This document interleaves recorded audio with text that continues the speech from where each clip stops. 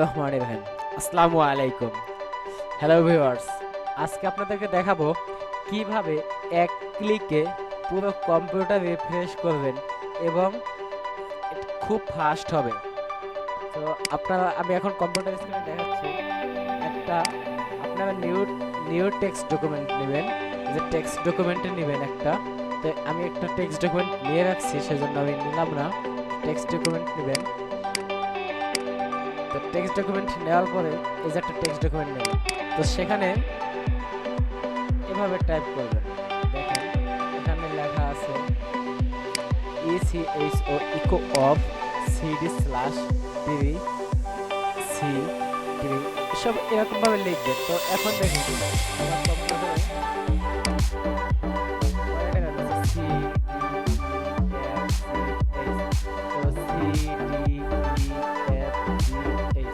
তো আমার এখানে যে কোনটা আছে না সেগুলো কম থাকবে বা বেশি থাকবে, যতগুলো ড্রাইভ থাকবে মানে যতগুলো আপনার হার্ড ডিস্কে যতগুলো পার্টিশন থাকবে, পেন ড্রাইভ থাকবে, যাই থাকবে, সিডি থাকবে, সব কিছু আপনি এভাবে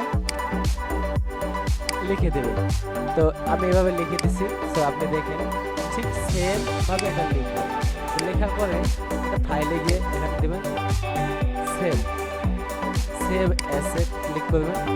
তো আমি সেভ দিচ্ছি এখানে রিফ্রেশ লিখে।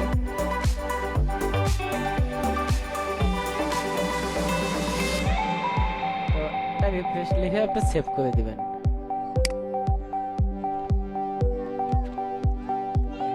রিফ্রেশ লিখে দিলাম।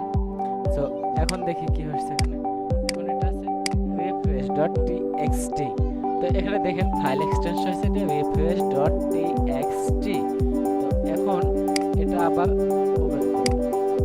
ওপেন করে এখন এটা আবার সেভ অ্যাসে দিবেন, সেভ অ্যাস। তো এখানে সবই ঠিক থাকবে। আপনার কম্পিউটার হয়তো এখানে .txt দেখাবে না, সেজন্য এখান থেকে অলে দিবেন।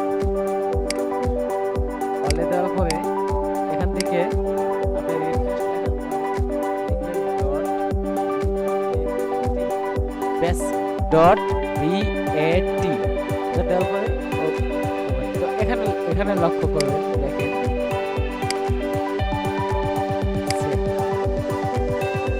এখানে দেখেন যে refresh.vat একটা অপশন আছে, ক্লিয়ার দেখা যাচ্ছে।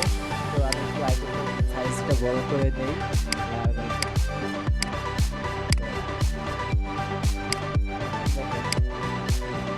এটা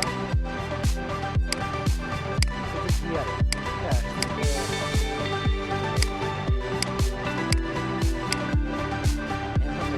এটাতে যদি এখন আপনি ক্লিক করেন তাহলে কম্পিউটার সম্পূর্ণ কম্পিউটারটা রিফ্রেশ হবে। সো আমি এটা ফার্স্ট টাইম দিচ্ছি এই কম্পিউটারে, কিন্তু এটা দিয়ে আমি খুব ভালো শিখেছি এবং এটা খুব ভালো কাজ করে।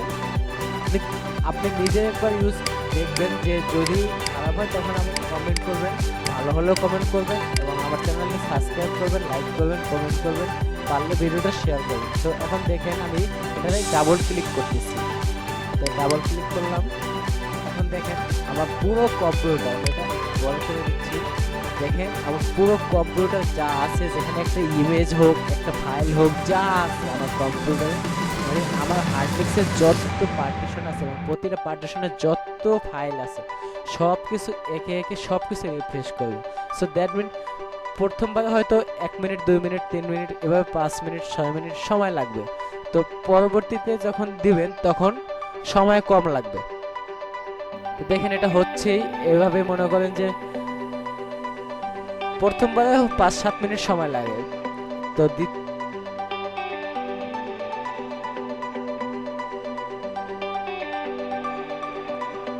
দেখেন এখন এখানে অনেক সময় লাগবে। তো আমি দিচ্ছি, আমি প্রথমবার আপনি দেখেন ভাবে, তো আপনারা দেখেন। তো দ্বিতীয়বার যখন আপনি রিফ্রেশ করবেন তখন সময় আরো অনেক কম লাগবে।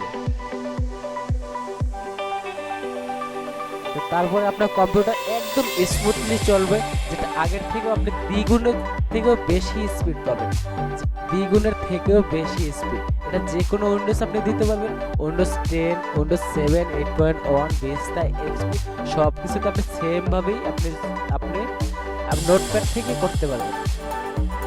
তো দেখেন প্রতিটা ফাইল এখানে দেখেন এখন হয়ে গেছে। আমারটা কমপ্লিট সময় লাগছে 2 মিনিট।